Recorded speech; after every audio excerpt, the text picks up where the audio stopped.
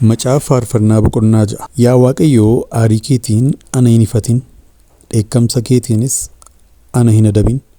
Anaaf gameeraa, ati anaaf oyi yaa Waaqayyo. Namummaan koo guutummaatti riqomeera, ati na fayyisi yaa Waaqayyo. Lubbuun koos immoo baay'ee raafamee jira. Ati garuu yaa Waaqayyoo hamma yoomiitti turta? Yaa Waaqayyo deebii jireenya koos anaaf oolchi. Gaarummaa keef jedhiitii na gargaari. Erga du'ee namni si yaadatu hin jiru. Iddoo lafa jalaa keessaa immoo eenyutu si galateeffata? Ani aaduu kootiin dadhabeeraa. Halkanuma dhuftuu boo'uu kootiin siree koo nan tortorsa. Iddoo ciisicha koos irras imimmaan nan lolaasa. Iji koo gadda irraa kan ka'e arguu dhabe. Sababiin warri na cunqursan hundinuu na gaddisiisaniifis dadhabaa in adeema. Waaqayyo sagalee boo'icha koo dhaga'eeroo. Isin warri hamaa hojjettan hundinuu ana irraa fagaadhaa. Waaqayyo waammata koo dhaga'eera. Waaqayyo kadhata koo hin fudhata. Diinonni koo hundinuu in yeellaasifamu. Sodaadhaanis baay'ee raafamu. Isaan ofirra hin garagalu, achumaanis in yeellaasifamu. Macaafa Faarfannaa boqonnaa 7. Yaa Waaqayyo gooftaa koo, ani sitti kooluu nan gala, na gargaari. Warra na ari'atan hundumaa jala na baasi. Lafa inni oolchu na bira hin jirretti isaan akka leencaa ana cuffatanii hin kukkutatin. Yaa Waaqayyoo gooftaa koo, ani wanta akkasii hojjedheera yoon ta'e hojii harka koo keessaas yakki yoo jiraate, nama nagaatti anaa wajjin jiraatu hamaa godhee nama na cunqursees sababii malee saameera yoon ta'e, diinni koo ari'ee anaa haa qabu, jireenya koo dhidhiitee lafatti haa dabalu, ulfina koos awwaara keessaa buusu. Aarii keetiin ka'i yaa Waaqayyoo cunqursituu koo, warra aaranii boba'an kana irratti ka'i. Ati firdiin akka kennamu abboomteetta. Anaaf dammaqi yaa Waaqayyoo ko. Sabni hundinuu naannoo keetti walitti haa qabaman. Ati immoo teessoo kee isaan gara irraatti ol kaasii dhaabbadhu. Waaqayyo saba hundumaaf firdiin kenna. Akka qajeelummaa kootii fi akka balleessaa malee argamuu kootti dhugaa koo anaaf baasi yaa Waaqayyo. Hamminni warra jal'ina hojjetanii haa ga'u. Waaqayyo saba hundumaaf firdiin kenna. Akka qajeelummaa kootii fi akka balleessaa malee argamuu kootti dhugaa koo anaaf baasi yaa Waaqayyo. Hamminni warra jal'ina hojjetanii haa ga'u. Nama qajeelaa garuu jabeessii dhaabi. Garaa namaa fi yaada namaa kan qortu ati Waaqayyo qajeelaadha. Waaqayyo warra yaadni garaa isaanii qajeelee in oolcha. Gaachanni koos isuma biraa anaaf dhufa. Waaqayyo abbaa firdiisa qajeelaadha. Guyyaa hundumaas dheekkamsa isaa in mul'isa.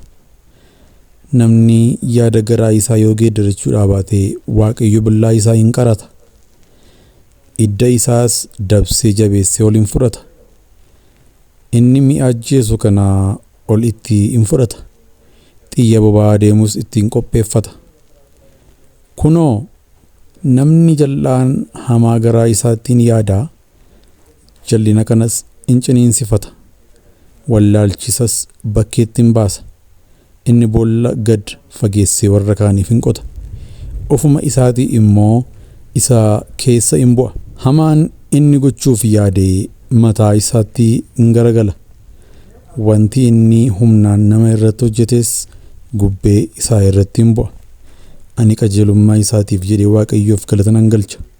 Maqaa Waaqayyoo abbaas faarfannaadhaan nan jajadha.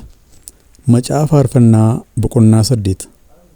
Yaa Waaqayyo gooftaa keenyaa, maqaan kee guutummaa biyya lafaatti guddaa caaluu attamiiti. Guddina kee bantiiwwan Waaqaa irratti diriirsteetta. Warra si irratti kaan deebisuudhaaf, diinaa fi isa ijaa baafatu gab gochuudhaafis afaan mucooliif daa'imootaatiin ati humna dhaabbatteetta. Ani gara bantiiwwan Waaqaa keetii warra harka keetiin hojjetamanii gara ji'ootaa furjootaa warra ati dhaabdee yeroon ilaalu, ati akka isa yaadattuuf namni maali? ati akka isaaf dhimmituufis ilmi namaa maali jedhee nan gaafadha. Yaa Waaqayyoo, kana keessaa immoo xinnoodhuma ofii keetii gadi isa goote, gonfoo guddinaa fi ulfina mataa isaa irra hin keessa. Gonfoo guddinaa fi ulfina mataa isaa irra keesse. Hojii harka keetii hundumaa irratti isa moosifte. Wanta hundumaas miillaan isa jala galchite. Bushaa'iif saawwan hundumaa, bineensota caakkaas akkasuma, simbirroota qilleensa keessa balali'an, qurxummiiwwan galaana keessaas, waanuma galaana keessa daandii baafatee deddeebi'us. Yaa Waaqayyo Gooftaa keenyaa, maqaan kee guutummaa biyya lafaatti guddaa caalotamiiti. Macaafa Faarfannaa boqonnaa 9. Garaa koo guutuudhaan sin galateeffadhaa yaa Waaqayyoo, gocha dinqisiisaa ati goote hundumaas nan himaa. Ani sitti nan gammadaa nan burraaqas. Maqaa kees faarfannaadhaan nan jajadha yaa Abbaa. Kunis diinonni koo gara booddee isaanii waan deebi'aniif, kufaniis fuula kee duraa waan balleeffamaniif, ati dubbii koo ilaaltee anaaf faraddeetta. Abbaa firdii qajeelaa waan taateef barcuma firdii irra teesseetta. Ati saba lafa irraa hundumaa ifattee warra jal'ootas balleessite.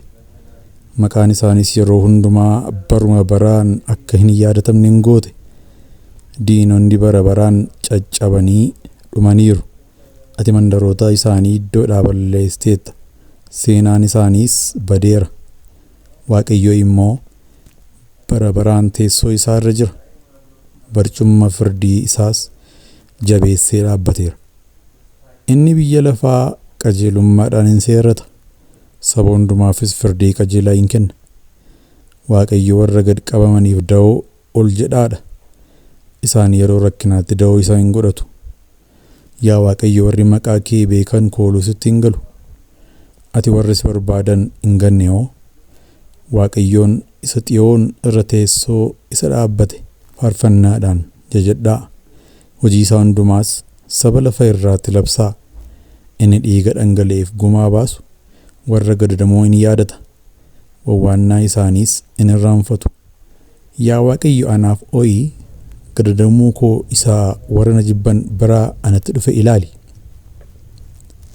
Afaan boollaa irra yoon ga'eeyyuu ati ol na deebisi. Yommus ani waanan ittiin si jajadhu hundumaa karra Xiyoon keessatti nan hima.